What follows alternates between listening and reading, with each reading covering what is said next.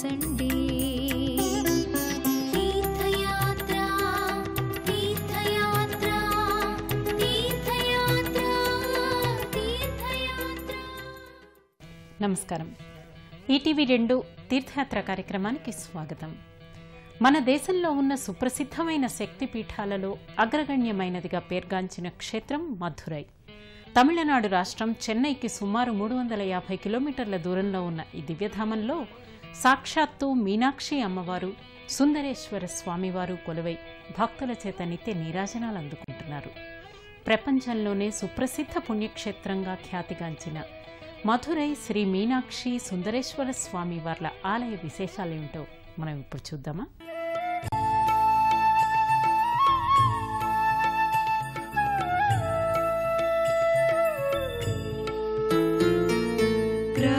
స్మరామి లలితావదనారవిందం బింబాధరం మృదులమౌక్తికశోభినాసం ఆకర్ణదీర్ఘనయనం మణికుండలాఢ్యం మందస్మితం మృదుమదోజ్వల ఫాలదేశం అంటూ మీనాక్షి అమ్మవారి నామస్మరణంతో పునీతమవుతున్న పుణ్యధామం మధురై.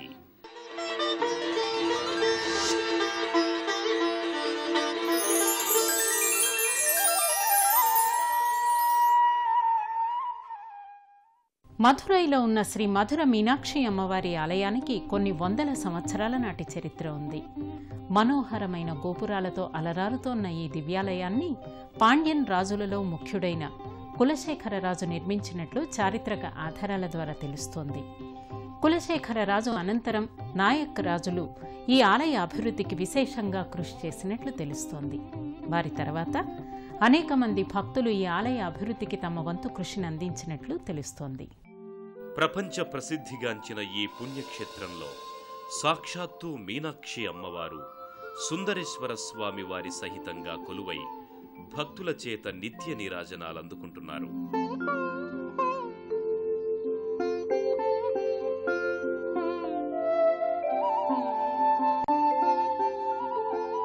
భక్తులలో పారమార్థిక చింతనను పెంచే ఈ ధామం తమిళనాడు రాష్ట్రం చెన్నైకి సుమారు 350 కిలోమీటర్ల దూరంలో ఉంది.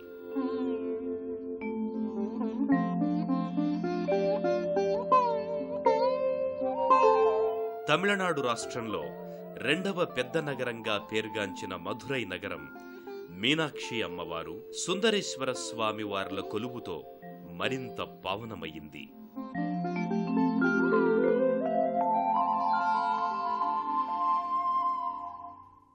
అత్యంత ప్రాచీనమైన మధురై క్షేత్రం వైగై నది సమీపంలో ఉంది.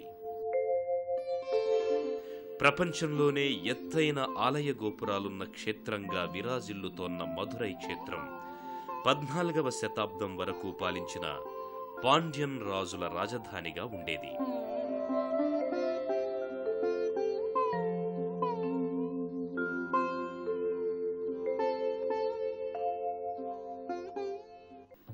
పాండ్యన్ రాజులలో ముఖ్యుడైన కులశేఖర రాజు మనోహరమైన కలువ పువ్వు ఆకారంలో ఉన్న మధురై నగరంలో ఈ ఆలయాన్ని నిర్మించినట్టు చారిత్రక ఆధారాల ద్వారా తెలుస్తోంది.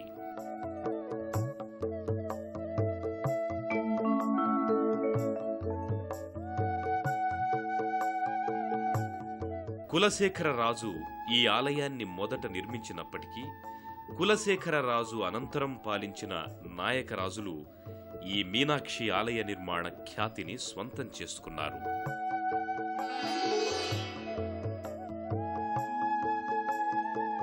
పదహారవ శతాబ్దం నుంచి 18వ శతాబ్దం వరకు పాలించిన నాయక రాజులు అనంతరం ఆలయ అభివృద్ధి నిర్మాణంలో తమదైన ముద్ర వేసుకున్నారు.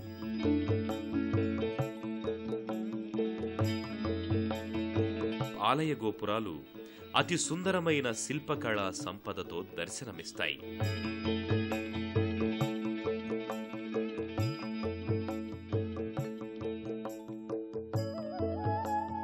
కళ్ళు మిరుమిట్లు గొలిపే దేవీ దేవతల కథాశిల్పాలు, ఈ ఆలయానికి వన్నె తెచ్చాయి. అలాగే ఈ ఆలయానికున్న మరో విశిష్టత ఎత్తైన గోపురాలు. నయన మనోహరంగా అగుపించే ఈ గోపురాలు ఆలయానికి నలువైపులా దర్శనమిస్తాయి.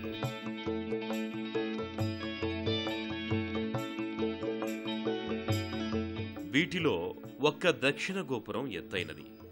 160 అడుగుల ఎత్తులో ఉన్న ఈ గోపురం ఎక్కడానికి వీలుంది. सर्वमङ्गलमाङ्गल्ये शिवे सर्वार्थसाधिके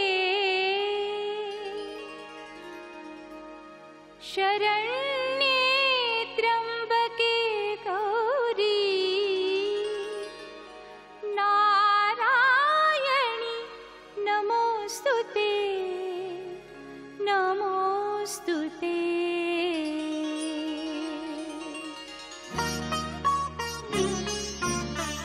नवरात्रीला नवरूपेतु नवरात्रीला नवरूपेतु लेबुनियायेसी अवघ्यारूपी परिमाऊनी एकच तू होसी। जय अम्बे जगदम्बे जय अम्बे जगदम्बे। नवरात्रीला नवरूपेतु।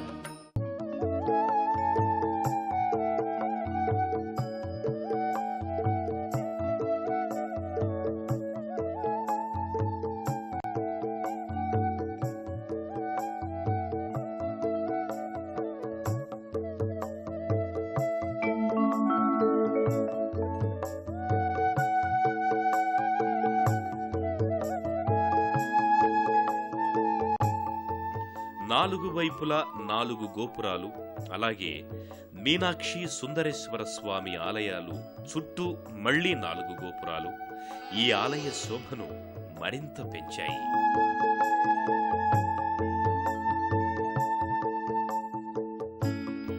అతి ప్రాచీనమైన ఈ ఆలయానికి అనాదిగా ఎంతో చరిత్ర ఉంది. దేశంలోనే ప్రసిద్ధమైన ఆలయంగా ఖ్యాతిగాంచిన ఈ ఆలయాన్ని ఇస్లాం మతానికి చెందిన మలిక్ కపూర్ 1310లో ధ్వంసం చేశాడు. తమ మతానికి వ్యతిరేకంగా మరో మత వ్యాప్తిని సహించలేక ఈ దాడికి పాల్పడినట్టు తెలుస్తోంది.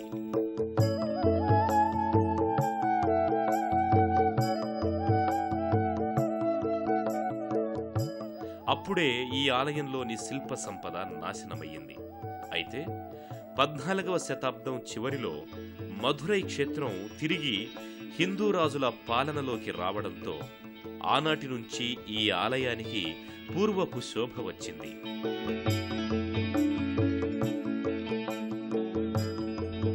ఆనాటి రాజులు ఈ ఆలయాన్ని తిరిగి పునర్నిర్మించడంతో ఆలయానికి మరింత ప్రాధాన్యం పెరిగింది.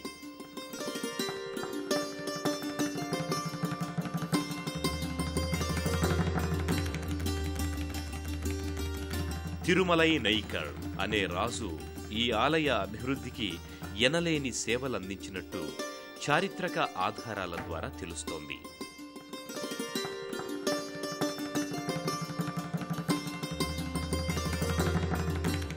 అనంతరం అనేక మంది రాజులు, భక్తులు ఈ ఆలయ అభివృద్ధికి విశేషంగా కృషి చేశారు. పూర్వం మధురై నగరాన్ని మన ఊరుగా పిలిచేవారు. కాలక్రమంలో అదే మధురైగా రూపాంతరం చెందింది.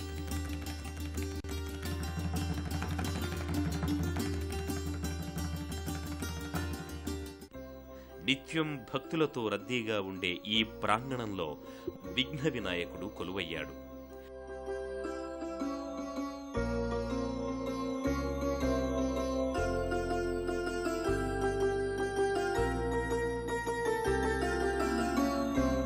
నిత్యము విభూదితో పూజలందుకునే ఈ వినాయకుడు భక్తులను అనుగ్రహిస్తాడని చెబుతారు.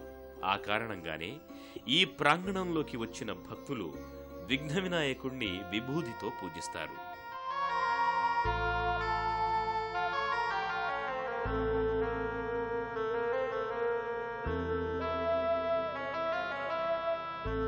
దీనికి ఎదురుగా నయన మనోహరంగా తెప్పకొలను ఉంది. ఈ తెప్పకొలనులో బంగారు కలువ పువ్వు ఒకటి దర్శనమిస్తుంది.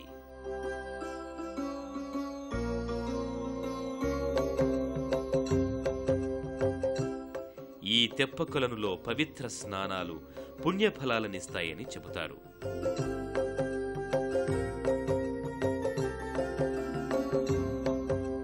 స్వామివార్లకు ఈ కొలనులోనే తెప్పోత్సవాలను నిర్వహిస్తూ ఉంటారు.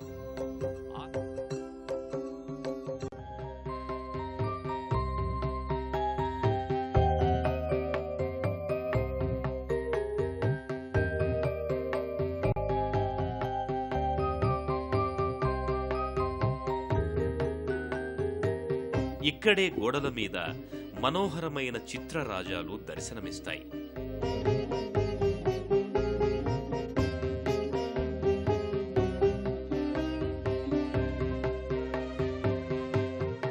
అమ్మవారి ఆలయానికి ఎదురుగా నిత్య జ్యోతి అగుపిస్తుంది.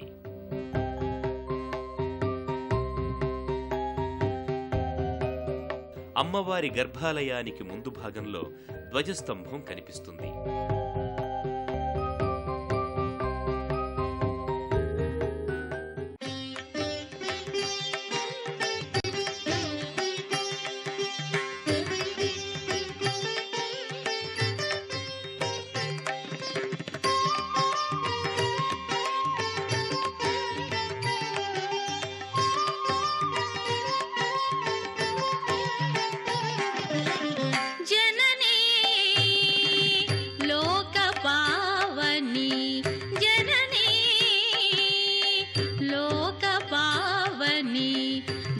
జీవన ఫలదాయిని శౌరీ హృదయ నివాసిని శరణము శ్రీమాదేవి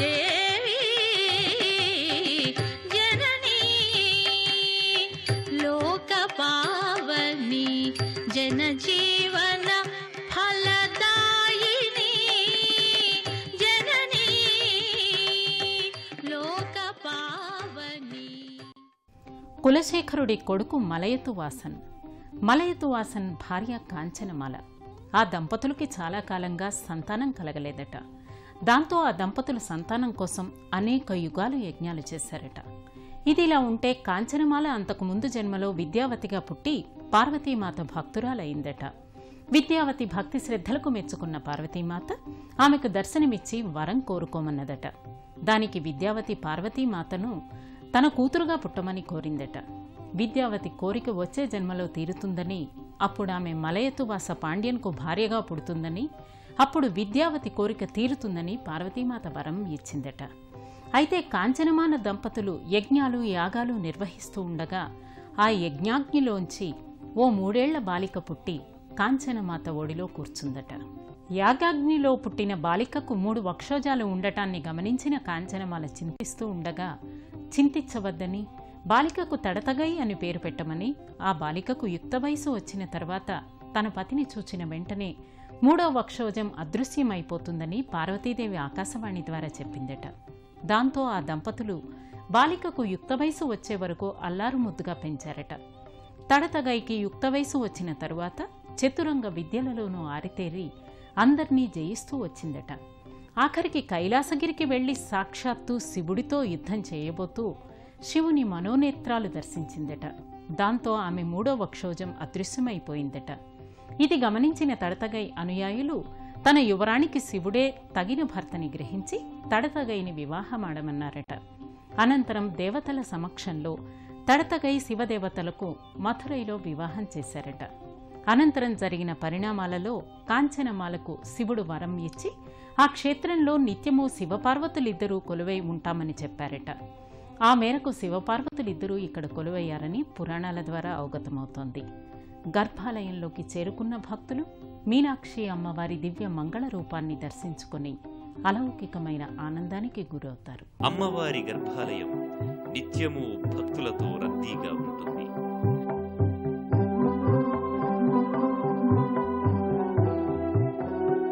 మీనాక్షి అమ్మవారి నామస్మరణతో సదా మారుమ్రోగిపోయే అమ్మవారి గర్భాలయానికి చేరుకున్న భక్తులు గర్భాలయంలో కొలువైన మీనాక్షి అమ్మవారి దివ్యమంగళ రూపాన్ని దర్శించుకుని అలౌకికమైన ఆనందాన్ని పొందుతారు.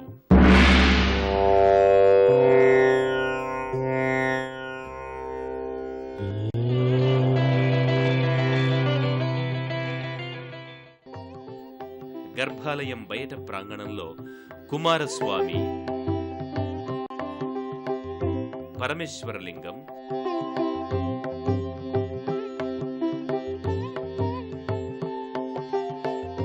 ముక్కురుని వినాయకుని పెద్ద విగ్రహాలు కనిపించి భక్తులను భక్తి పారవస్యంలో ముంచుతాయి.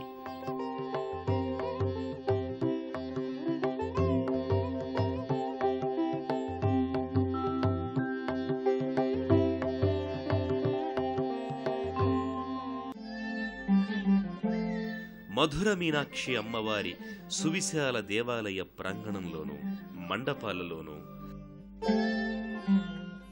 అటు గోడలపైన ఇటు స్తంభాలపైన కనువిందు చేసే రమణీయ శిల్పాలెన్నో దర్శనమిస్తాయి.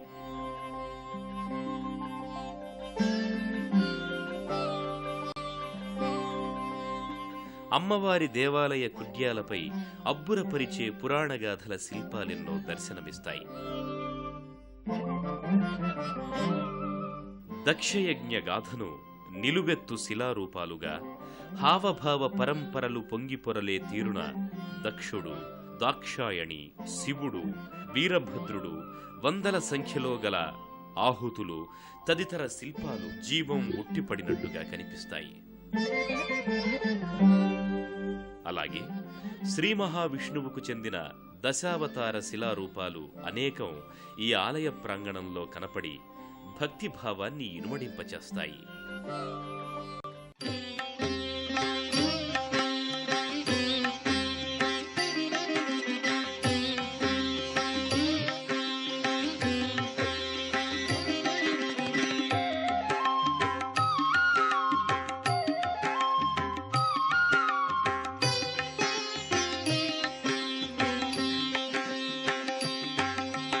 కరుణించు మా తల్లి కరుణించవే, కరుణించు మా తల్లి కరుణించవే, సిరులిచ్చి శ్రీదేవి దయసేయవే, నిన్ను కోరినే శరణంటినే, కరుణించు మా తల్లి కరుణించవే, సిరులిచ్చి శ్రీదేవి దయసేయవే, నిన్ను కోరినే శరణంటినే, కరుణించు మా తల్లి కరుణించవే. మధురైలో సుందరేశ్వర స్వామి వారి ఆవిర్భావానికి సంబంధించి ఓ పురాణగాథ ఒకటి ప్రచారంలో ఉంది.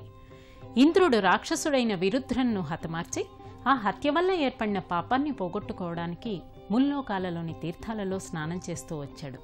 ఈ క్రమంలో పాండ్యనాడులోని కదంబవనంలోని పుష్కరిణిలో స్నానం చేయగా అతనికి అంటిన పాపం ఒక్కసారిగా పటాపంచలైపోయిందట. ఈ విషయాన్ని గ్రహించిన ఇంద్రుడు ఆ కదంబవనంలోని మహిమ ఏమిటో తెలుసుకోమని తమ సహచరులను పంపించాడట. ఆ వనంలో ఓ కదంబ వృక్షం కింద శివలింగం ఉందని సహచరులు చెప్పారట. తన పాపం లింగరూపంలో ఉన్న శివుడి వల్లే పోయిందని గ్రహించి ఆ శివలింగం ఉన్న ఆ ప్రాంతంలో ఓ విమానం ఒకటి కట్టించి స్వామికి పూజలు చేశాడు. ఆ శివలింగ మహిమ వల్లే మధురై నగరం దినదినాభివృద్ధి చెందిందని భక్తులు చెబుతారు. సుందరేశ్వర స్వామి వారి గర్భాలయంలోకి చేరుకున్న భక్తులు గర్భాలయంలో కొలువైన సుందరేశ్వర స్వామి వారి దివ్య మంగళలింగ రూపాన్ని దర్శించి భక్తి శ్రద్ధలతో చేతులు జోడిస్తారు. మధుర మీనాక్షి అమ్మవారి ప్రాణేశ్వరుడు సుందరేశ్వరుడు. ఈ స్వామి సన్నిధికి చేరువలో చూపరులను ఆకర్షించే ద్వారపాలకుని రూపం ఉంది.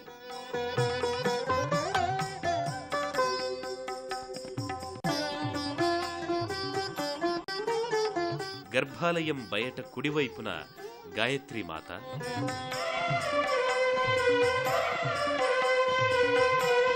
దండాయుధపాణి, మురుగన్, మీనాక్షి, సుందరేశ్వరుల విగ్రహాలు నయన మనోహరంగా కనపడతాయి. ఇక్కడే మహేశ్వరలింగాలు,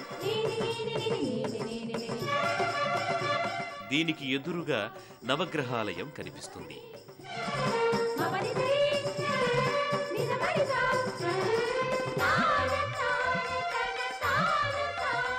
ఈ నవగ్రహాలకు రోజు వేలాది మంది భక్తులు జ్యోతి ప్రజ్వలన చేసి ప్రదక్షిణలు చేస్తుంటారు.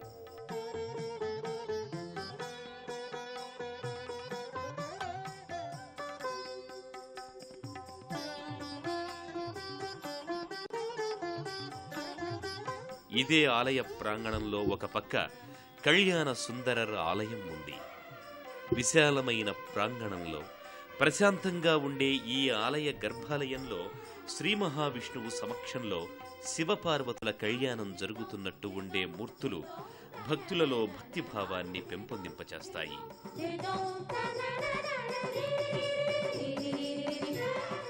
శ్రీ మహావిష్ణువు సమక్షంలో శివపార్వతుల కళ్యాణం జరుగుతున్నట్టు ఉండే మూర్తులు భక్తులలో భక్తిభావాన్ని పెంపొందింపచేస్తాయి. నంది మండపం తూర్పు భాగాన అగ్ని వీరభద్ర, అఘోర వీరభద్ర, ఊర్ధ్వ తాండవర్, భద్రకాళి తదితర శిలారూపాలు భావ వ్యక్తీకరణ చేస్తున్నట్టుగా అగుపిస్తాయి.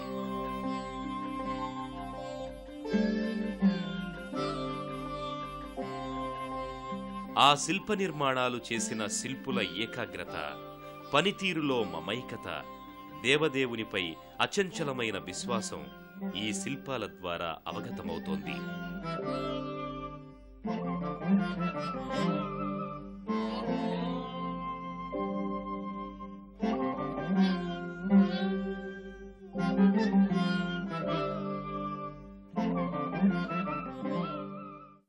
ఇదే ప్రాంగణంలో ఆంజనేయ స్వామి,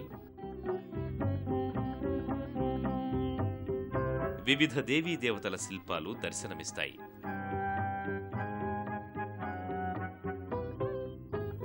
ఆలయ ప్రాంగణంలో మరోపక్క 1000 స్తంభాల మండపం ఒకటి ఉంది. దళవాయి అరియనాథ ముదలియార్ 1569లో ఈ మండపాన్ని నిర్మించాడు.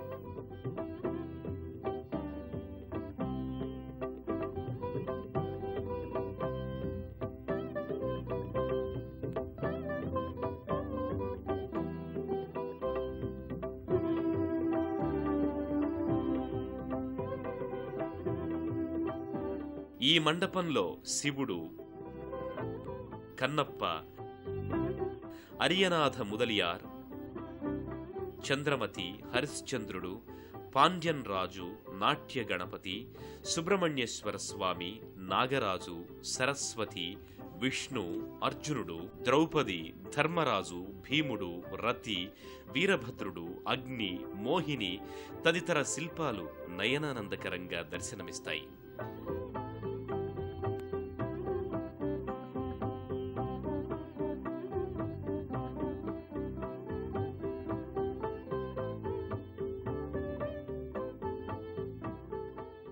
మధుర మీనాక్షి అమ్మవారి దేవాలయ పరిసరాలలో ఉన్న కదంబ వృక్షం అత్యంత మహిమాన్వితమైందిగా చెబుతారు.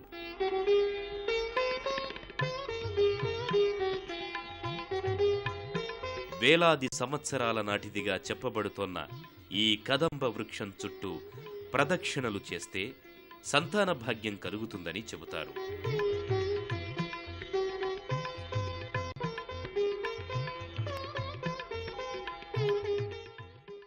మధుర మీనాక్షి అమ్మవారి ఆలయంలో అమ్మవారికి భక్తులు రోజూ చేసే పల్లకీ ఉత్సవం నయనానందకరం. ఆ విశేషాలేంటో పరిశీలిద్దామా? మీనాక్షి అమ్మవారి ఆలయంలో రోజూ చేసే పల్లకి ఉత్సవం అత్యంత నయనానందకరం. వందలాది మంది భక్తులు పాల్గొనే ఈ ఉత్సవంలో సుందరేశ్వర స్వామివారు మీనాక్షి అమ్మవారి ఆలయానికి వెళ్లడం, అమ్మవారు స్వామివారికి పాదపూజ చేసి లోపలికి తీసుకువెళ్లడం తదితర పూజా విధానాలను సంప్రదాయ సిద్ధంగా నిర్వహించి తరిస్తారు.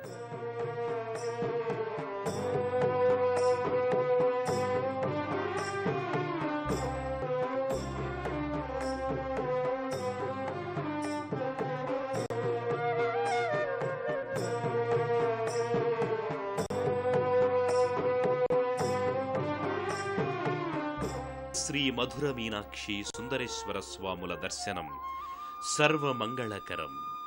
ప్రాప్తం ఉన్నవారికే ఆయా దేవతల దర్శన భాగ్యం కలుగుతుంది. సర్వే జనా సుఖినో భవంతు.